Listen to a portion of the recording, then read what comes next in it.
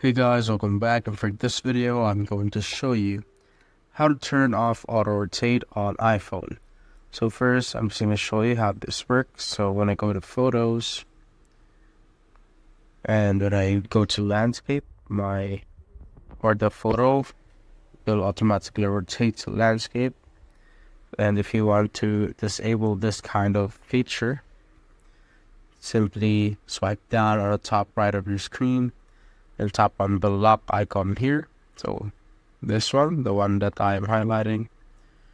And once that's turned on, if you go to landscape again, it will not automatically change its position. And if you disable it, as you can see, it will just automatically go to landscape if the app or video supports it. And that's basically it, guys. If you have found this video helpful, simply leave a like below or subscribe because it helps reach more people. See you on the next one.